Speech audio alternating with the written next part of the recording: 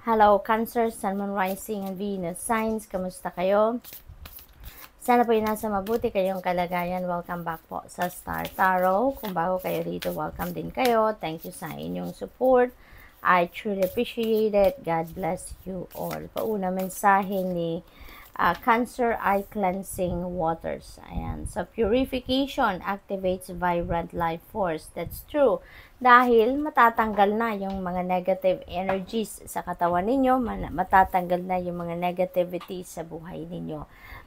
Maybe that is what you really need right now, na mag-purify kayo and detoxify your life and yourself, no? Kasi siguro, ano na kayo ngayon, full na, kumbaga, no? Marami kayong iniisip, maraming bit-bit sa dibdib ninyo sa ngayon. Maybe you are so confused. Marami siguro kayong stress sa katawan sa ngayon, kaya you really need to cleanse yourself, okay? Tulungan ninyo ang inyong sarili na makabawi, no, from this negative situations na maaaring kinabibilangan ninyo. Wandering path, enjoy the journey. Meron travel siguro ang iba sa inyo dito, Cancer. Maybe you're going somewhere, no? Kung ano man ang destination ninyo dito, kung saan man ito, ano man ang purpose ng pagta-travel na ito, mag-iingat po kayo at i-enjoy ninyo, no, yung travel ninyo na ito. What else? We have grounding. This is what you really need right now as well, ano? Grounding, cleansing waters, magkamag-anak, no, yung energy na to. So, maybe talaga, ano kayo ngayon, Cancer, marami siguro ang gumugulo sa isip ninyo, mabigat ang inyong dibdib, mabigat ang inyong pakiramdam siguro, and maybe you have too much on your plate, no, you have too much on your plate. Dami ninyo sigurong obligasyon, responsibilidad, no, marami din kayong iniindang problema siguro sa ngayon sa iba't ibang parte ng buhay ninyo. That's why parang wala na kayo sa focus, wala kayo sa concentration, kaya you really need to ground yourself, okay? Makakatulong dito, no, if you're going to step back a little, no, saglit lang sa kung ano man ang inyong problema, ano man ang inyong iniisip, ano man ang inyong pinagkakabalahan. Give yourself time to rest, give yourself time to breathe, okay? Para makabalik kayo sa sentro. And with that, mas marirelax kayo, mas magiging maayos ang inyong pakiramdam, okay? What else? We have rejuvenating rain, clear the past and heal the present. Siguro, meron din mga sitwasyon kayo nangyari din sa inyong nakaraan na talagang hanggang ngayon naaapektuhan siguro kayo. Kaya it's time to heal the past and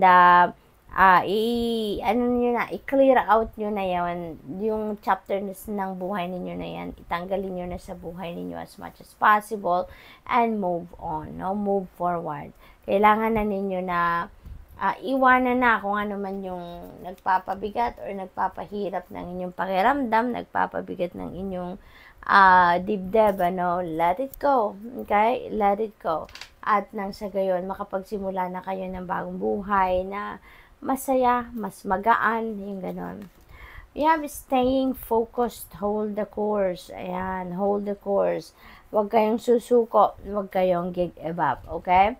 Kahit anumang klaseng problema, obstacles, or challenging situations ang pinagdadaanan ninyo, never give up. Never give up. Huwag kayong susuko, huwag kayong bibigay, okay? Gawin ninyo na 100% focused kayo. Natural lang sa buhay ng tao na at some point sa journey natin nagkakaroon tayo ng mga lubak, no? Yun yung mga obstacles, yun yung mga problema.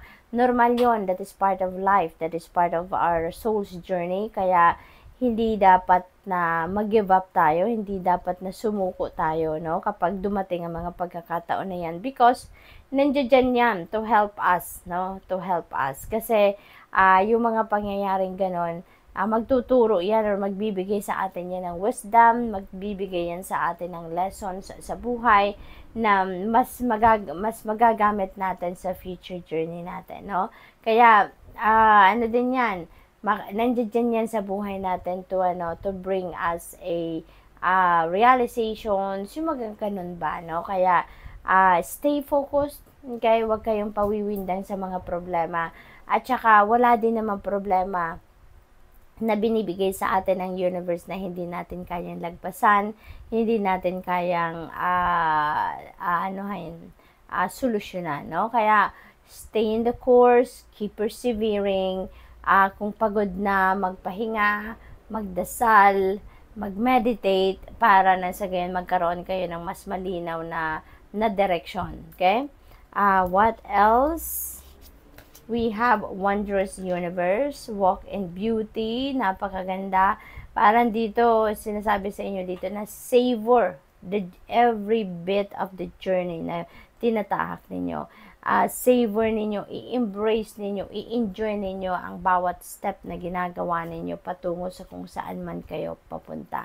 Ano mang klaseng destination na gusto ninyong marating, every bit of your journey papunta doon sa inyong destination, i-savor ninyo yan, i-enjoy ninyo yan, namnamin ninyo, no? So, good luck. That's all I have for you for today. Thank you for watching. Love and light. Namaste. Hello, Scorpio, Sun, Moon, Rising, and Venus signs. Kamusta kayo? Sana po nasa mabuti kayong kalagayan. Welcome back po sa Star Tarot. Kung bago kayo rito, welcome din kayo. Thank you sa inyong support. I truly appreciate it. God bless you all. Tingnan natin ang mga mensahe ni Scorpio. Una mensahe ninyo, crossing bridges. It's time for healing, connecting, mending, and releasing. Ayan. So, napakaganda nito kasi magpapagaan na ito ng inyong dibdib. Gagaan na dito ang inyong pakiramdam because maghihil na kayo, no? Sa kung ano man ang bubog na nandiyan dyan sa puso ninyo, sa dibdib ninyo, you are going to start to forgive, you're going to start to release that. Kaya mas magiging maganda na, maaliwalas, makakangiti na kayo dito ng genuine na ngiti at saka joy. May mararamdaman na kayo ng joy when you are healing, when you are forgiving, no? When you are releasing kung ano man yung mga emotional baggages ninyo, magiging masaya na kayo dito eventually at nagsisimula na kayo sa ngayon, no? Ng unti-unting pag-let go na kung ano man ang mga sama ng loob ninyo, anger ninyo, resentments, yung gano'n. We have finding sanctuary, opening to your spiritual source. Ang iba sa inyo dito siguro is having a deeper relationship with the divine, no? Sa ngayon, parang nagkakaroon kayo ng mas malalim na relationship sa Panginoon, mas malalim yung communication ninyo, awareness and understanding about life itself. Nagkakaroon kayo dito ng mas malalim na understanding, no, of the human psyche. You're having a greater awareness dito of your relationship then sa divine universe and the rest of your spirit team. So maybe ang iba sa inyo ngayon going deep within, siguro nagmumuni-muni kayo, tawag dito, nasa prayer mode kayo madalas siguro, Scorpio, no? That's good. We have fagged in, go slow, take your time, okay? Huwag kayong magmadali. Now is not the time para magmadali. Dahan-dahan lang, pag-isipan mabuti kung ano ang inyong mga gagawin, what are your next steps are, yung ganon. Huwag kayong, there's no need to rush dito, no? Alalahanin din ninyo, Scorpio, na kahit anong pagmamadali ang gawin natin, if kung ano man ang bagay na pinagkakabalahan natin ay talagang hindi pa dumadating ang divine timing para dyan, kahit anong gawin natin, kahit anong effort natin, kaka-effort, hindi pa rin mangyayari kung yan ay hindi pa rin talaga panahon, no? Kung hindi pa ukol, hindi bubukol, no? Kaya sa ngayon, ang advice sa inyo, go slow, take your time, okay? Because anyways, divine timing hasn't come yet. Alright? What else? We have ascending the mountain. Keep going forward. Okay? Wala nang balikan ito. There's no going back. There's no turning your back. There's no looking back. No? So, keep going forward. Yun ang dapat ninyong gawin sa ngayon. Maybe there are opportunities around you talaga na nagpupush na din sa inyo para magtuloy-tuloy kayo. Okay? So, keep persevering. Stay on track. Keep moving forward, alright? para makarating na kayo sa kung saan man kayo dapat makarating. A breakthrough is at hand. Napakaganda. Kaya kung ano man ang mga problema na pinagdadaanan ninyo, ano man yung mga obstacles na na-experience ninyo sa ngayon or kinakaharap ninyo, malapit ng masolusyonan yan, malapit ng matapos because a breakthrough is at hand. Nandito na, masosolve nyo na, you're coming out of whatever challenging situation there is na i-experience ninyo. Okay? In the flow, everything is smooth sailing. Napakaganda nito. So, maybe talaga, kaya kayo pinagkakalma lang, no? Sabi sa inyo ng spirit, kalma lang, take your time, wag magmadali, there's no need to rush sa ngayon because everything is smooth sailing. There is guarantee sa inyo dito, no? Na lahat ay unfolding, no? Everything is unfolding according to the divine order and timing. Kaya sumunod lang kayo ngayon sa agos ng buhay. Napakahalaga na makikinig kayo sa gabay ng Divine Universe through your intuition because ginagabayan kayo dito. Binibigyan kayo ng kalinawan sa inyong isipan, pinapakita sa inyo ang clear direction of where you need to go. Okay?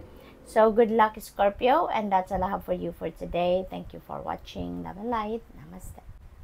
Hello, Pisces, Sun, Moon, Rising, and Venus signs. Kamusta kayo? Sana po ay nasa mabuti kayong kalagayan. Welcome back po sa Star Tarot. Kung bago kayo rito, welcome din kayo. Thank you sa inyong support. I truly appreciate it. God bless you all. Tignan natin ang mga mensahe ni Pisces sa ngayon. We have Wondrous Universe. Ayan, Walk in Beauty. Alright. Parang, inibitahan kayo dito na i-savor nyo lang, i-embrace nyo lang kung ano man ang, ano ang meron sa journey ninyo, no? Wag po kayong ma-stress as much as possible. Yun na napipick up ko dito. At, mag-focus lang kayo sa kung ano ang mabuti, kung ano ang maganda, doon lang kayo lagi, no? Sa magandang perspective, no? Yan ang napipick up ko dyan. We have faraway places. Travel is imminent for some of you dito, Pisces, and maybe yung travel na to is maaring abroad, no? Maaring mag-abroad ng iba sa inyo dito. Maybe there is travel dito related siguro sa trabaho, no? Or related sa negosyo. Possible then na international travel ito, related din sa studies. It could be pasyal din, maaring ganon, no?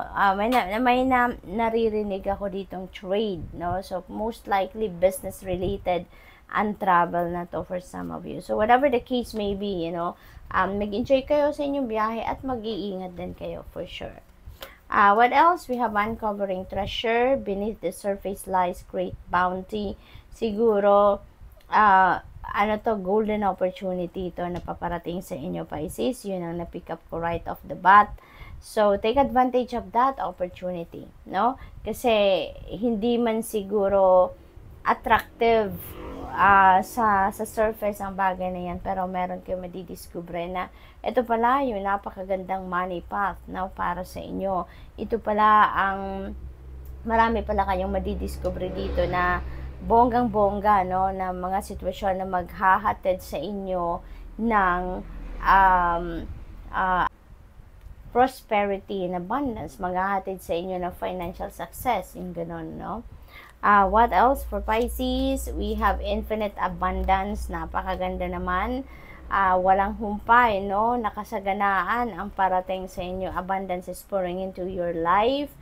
Ang daming pera, ang daming material na bagay ang parating. This is financial and material success. Kaginhawaan, ang hatid ng energy na ito sa inyo, Pisces. So, good luck to you. Kasi napakaswerte at ninyo ngayon, ang tawag dito, blessed kayo, no, pagdating sa pangkaperahang aspeto. Kasi ito, para maghahati din ito sa inyo ng financial success, no? At ito rin si abundance, infinite abundance, parang walang humpay itong kasaganaan. So, most likely, merong continuous inflow of money kayo dito na maaring magsisimula sa ngayon, no? Parang since this is infinite, parang hindi matitigil na, no? Parang tuloy-tuloy na. Kung ano man siguro yung source of income ninyo dito or source of your money, maaaring that is concrete na talaga, very established na siguro. Kaya tuloy-tuloy ang pasok, no, ng pera sa inyo sa ngayon, Pisces. At yung kasaganaan din na mararanasan ninyo ay tuloy-tuloy din. What else? We have impasse. Reflect and redirect your energy. Ang iba sa inyo siguro dito, focusing on something na hindi yun ang best para sa inyo sa ngayon. Kaya iniimbitahan kayo ng universe dito na mag-reflect kayo, magmuni-muni kayo, magnilay-nilay, mag-re-evaluate ng mga nangyayari sa buhay ninyo sa ngayon. And maybe there will be realizations, there will be new insights and inspiration na papasok sa inyo dito that is going to lead you to a detour, no? At maaring dito kayo magkakaroon ng bagong perspective, bagong ideas, meron kayong may isip na bagong plano dito na magdadala sa inyo kung saan kayo dapat, no? Kung ano ang best para sa iyo. Kasi may redirection of your energy dito. Maybe you are going to put your energy, effort, time into something else dito na mas dapat ninyong pagtuunan ng pansin rather than focusing now sa yung parang hindi naman ito ang best para sa iyo. So what else? We have rainbow blessings. Napakaganda, blessings are showering your life. Talagang ang blessed ninyo ngayon, ang swerte ninyo sa ngayon. Rainbow blessings, ang dami, no? Maybe iba-ibang parte ng buhay ninyo magkakaroon kayo ng biyaya na matatanggap sa ngayon. Maybe sa iba't ibang parte ng buhay ninyo yan at makulay, no? So talagang magiging masayang-masaya kayo at this time, Pisces. So good luck po. And that's all I have for you for today. Thank you for watching. Love and light. Namaste.